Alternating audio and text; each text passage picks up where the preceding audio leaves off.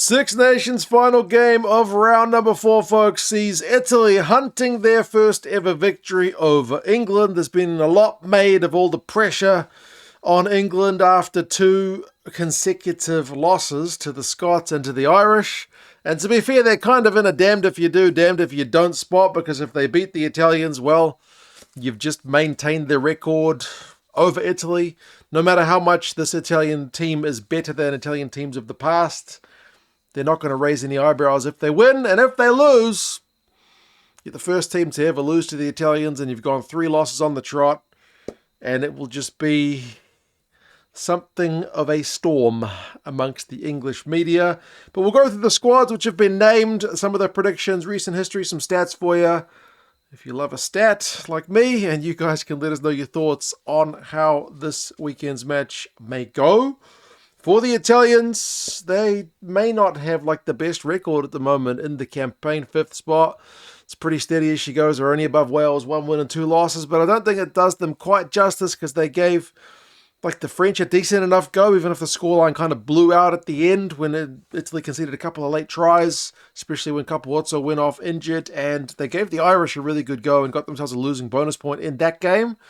So yeah, as I said, it's probably not the fairest reflection of where they're at. They're a very good team, and I think it was Jamie George saying this is maybe the biggest challenge an English team has gone into a match against the Italians, and I think he's not far from wrong. Fischetti, Nicotera, and Ferrari, same front row, and kind of like England, their scrum has been one of the better ones this Six Nations. Italy's given teams some trouble with their ability at scrum time. I'm pretty sure that's why the French beefed up their second row against Italy, because they were a little bit hesitant about how these guys were going to hold up at scrum time. So the Italian front row has been good, but so has the English ones. That's going to be a real tasty aspect if you love scrums.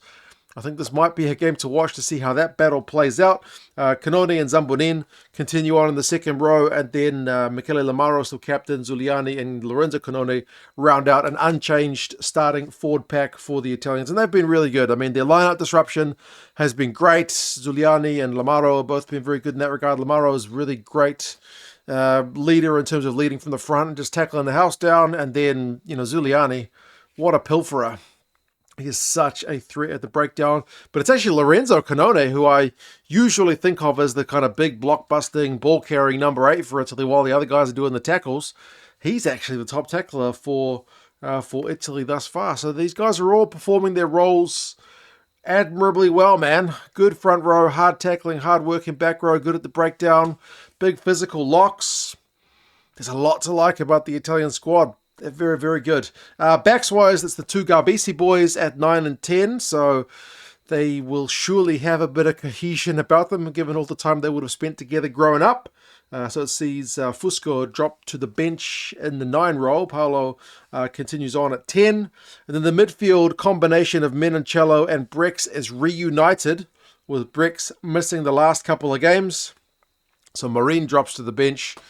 Menoncello switches to his regular 12 jersey, which I think is the preferable of the two, and then Brex is back in at 13. So it's a very, very dangerous midfield. The amount of games that these guys have played together, the telepathic relationship they seem to have, and knowing where to be at the right time, where each other's going to be, putting little kicks through. Menoncello's a big physical guy, wins ball at the breakdown, bust tackles, so definitely an area to watch. And then the outside backs, Liner, been chasing high balls for days. I don't think we've seen the best of Monty Ioane just yet. He's still been doing his crazy offloading game, but, missing a few tackles and finding himself out of position occasionally. I back Monty as a really devastating winger, but as I said, I don't think we've seen the best of him yet. And then with no Capuozzo, him being injured, Lorenzo Pani comes back in at 15, and he was really good from what limited time we've seen of him. He got 1 start and 1 bench game in the opening 2. So it's a pretty good looking Italian team. As Jamie George said, about as good as you've probably like to see. Di Bottimello comes in as the replacement hooker. The props are Spagnolo and Hassa, who also comes back in. Federico Ruzzo is still there as the bench lock, alongside Favretto, who can be a lock or loose forward. And then they got 3 backs on the bench with Fusco, Marine, and Tommy Allen comes back in into the 23 jumper. So, yeah, it's a good-looking Italian team. This is Best crack in a long time. Still underdogs, but best crack in a long time. Now for England, Steve has made a bunch of changes. He's obviously a man under a bit of pressure. I do like the fact that he said, when they were winning all these games, that they probably weren't as good as people were making them out to be. And now that they've lost 2, they are not as bad as everyone makes them out to be. But the English coaching role is such that you're only as good, basically, as your most recent game. So he's back to being a terrible coach after that 12-match winning run. But I think he's right. They're probably better than they've shown. They certainly had some chances, which they blew. But it's interesting to see they're kicking a lot less. I'll get to the stats in a second. We'll look at the lineup first. Genj and Hayes keep their spots in the front row as props. Been scrummaging well, so I feel that's a decent enough continuation to see how they go up against the Italian props. And then Jamie George maybe comes in to stabilise the lineup a little bit, which he did in the last game against the Irish. Started off a bit shaky. Comes in and starts this week. Alex Coles likewise starts alongside Maro, who continues to captain. So there's only 3 guys in the starting type 5 who got the same numbers on their back. And then the back row is changed. Like Ben Earl, he's missed the high work rate as usual. Most carries. I think he's up there with post-contact meters. A lot of stats that you would like from a hard-working back row. I think it's his 50th cap as well, which is a big milestone achievement for him. He's got the number 8 jersey on his back this week instead of 7. Although from memory, he packed down at 8 in basically every scrum in the last game. Anyway, I'm not sure what the deal is with him and Pollock having the jersey numbers but seemingly playing in each other's positions. Maybe there's some logic to that I didn't quite comprehend, but he's at number 8 with number 8 on his back this week. And then Tom Curry and Guy Pepper are 6 and 7 with Curry shifting to 7. So there's a lot of work in those guys, a lot of tackles. And I guess if you play Underhill, if you play Pollock, you're getting high work rate, mobile, loose forwards from all these guys. Maybe they need to kick a bit more. I said I'll get to the kick stats in a second, but that seems to be where the English under Borthwick have excelled the most.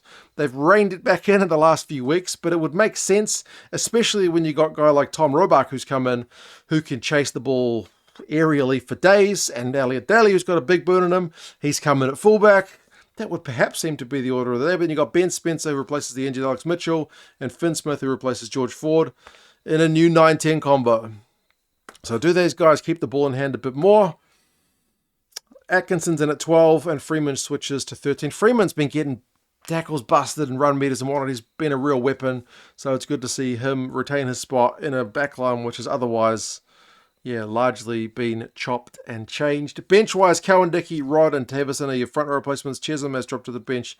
Underhill and Pollock are there on the bench as well. Right now, Pollock, still a young man. The bench probably suits him the best to be that kind of impact player. And then Van Portfleet and Smith are your 2 back replacements. That is Marcus. Mitchell's injured, like I mentioned. I think Ollie Lawrence is injured. So, a little bit of enforced changes, but I think just a lot of chopping and changing. Ben Earl, I think in the pre-match, did say that he thinks England are due a performance. We'll see if it comes out. I mentioned some stats. We'll start with the Italians. Their line-out was pretty shocking against France. I think they're averaging 82%, which is a bit low, but it's really dragged down by the 63 they had against France. 63% is shocking. If they throw the ball like that against England, they're not going to get close to their first ever win.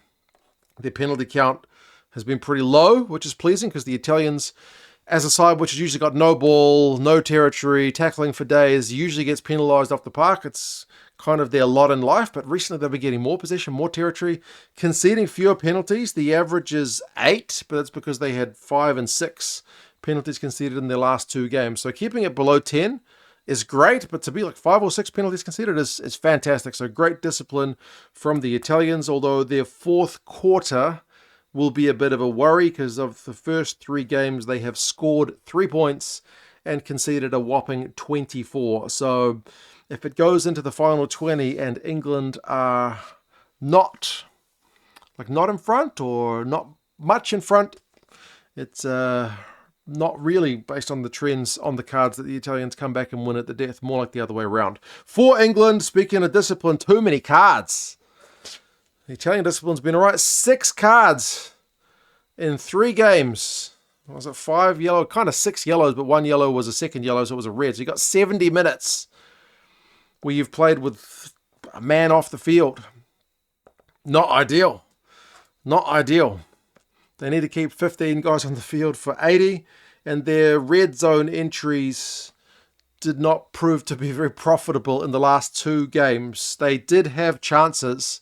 They did not convert them. It's one of those things, I guess, which when you look at just the result, it looks like England were terrible in some aspects, but I do feel like, yeah, other games they take some of these chances. But anyway, the scrum, for what it's worth, is at 100%. I don't rate scrum stats too highly because they only tell you if you won the scrum on your own feed. They don't tell you what pressure you put on opposition scrums. They don't tell you if your scrum was on wheels going backwards, even if you got the ball out, as long as you got it out. So, but for what it's worth, the English scrum is at 100%. That's one thing. Last 5 is obviously all England because Italy has never beaten England. The last time when Rome was 27-24, which probably seems a bit closer. But there was a late Italy try in that game, which kind of brought it back within losing bonus point territory. It wasn't like Italy had a genuine chance to win that one at the death. The average score is 36-16. So England tend to put like 30, 40 points on the Italians. And the Italians don't usually score much more than 20 at most. So it's usually pretty comfortable. But I don't know. England's a side under pressure. Italy's a side in pretty good form despite the record.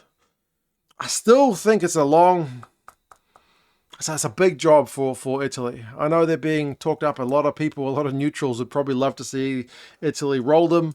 And I mean, even as an All Blacks fan, seeing a couple of teams for the first time roll my team, like Argentina and Ireland and whatnot in my lifetime, rolling us, it's always a special occasion. So it would be something fantastic for Italian rugby.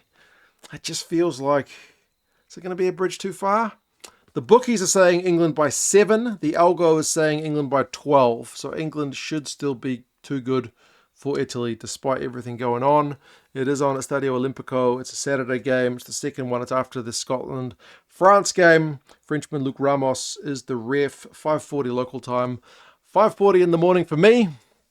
So not ideal. But I will have been up for the game before it anyway. You guys let us know your thoughts. How do you reckon it's going to go? Does Borthwick's side bounce back? Doesn't matter if they do. As I said, they're not going to be given a heck of a lot of credit for it. But if they lose, the pressure is going to be immense. You guys take care of yourselves. If you want England rugby gear, some of it's on discount, funnily enough, down in the description. England Rugby Store or the Six Nations Store. Take care, folks. They've got Italian gear as well. I'll talk to you guys again soon. See you later.